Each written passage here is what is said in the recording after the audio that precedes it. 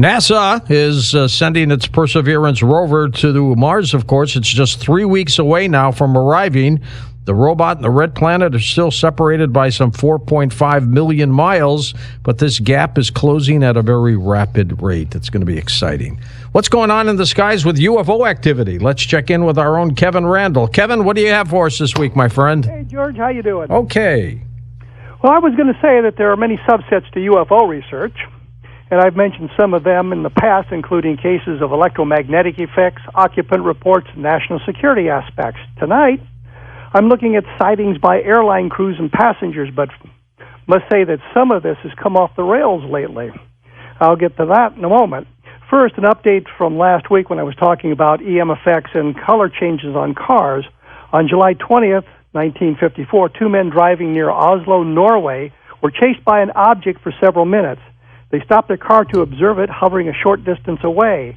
A watch stopped working, and the paint on the car changed color. I have additional information about one of the cases I discussed last week and another similar case I just learned about posted on my blog. Just a couple of hours ago, as I was reviewing tonight's report, I once again looked at the data, which changed everything. One of the most exciting airline reports was made on January 17th of this year. According to the original story, a passenger on a Singapore Airlines aircraft filmed what was described as a white object as it flew beneath the aircraft as they came in for a landing at the Zurich airport. Now I learn there's controversy around this sighting, with some suggesting the video was not taken on a Singapore Airlines aircraft. The landscape looks too green for it to be Zurich in January, and most important is that the person who shot the video has now removed it from YouTube. I mention this case because it's necessary for us to look at all aspects of a sighting, and sometimes a really exciting sighting just blows up as new details are discovered. This case right now appears to be a hoax, and I thought it important to include it to show that our work just is never done. Others seem to have withstood the additional scrutiny. On October 15th last year, the pilot of a commercial airliner that had just taken off from Heathrow International Airport saw a bright red object fly alongside the left side of the aircraft.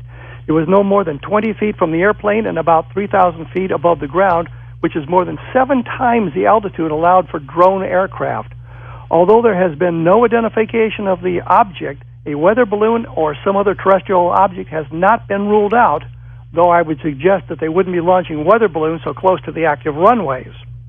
This is not a new phenomenon. Just days after Kenneth Arnold had reported 9 objects in fast flight near Mount Rainier, Washington, Captain E.J. Smith and the crew of a United Airlines DC-3 on July 4th, 1947, saw a number of objects approach their aircraft.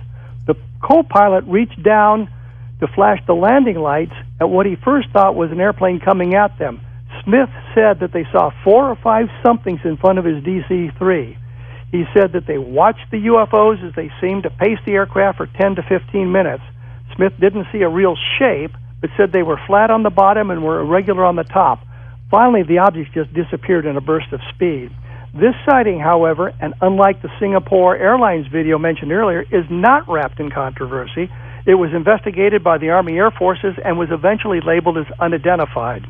This is, of course, just a sample of these cases. I have additional information and other sightings at my blog, A Different Perspective, and that's what I have for this week, George. You got it, Kevin. Thanks. We'll talk to you next Friday. Kevin Randall's blog, of course, is linked up at coasttocoastam.com. In a moment, we're going to talk about tarot cards.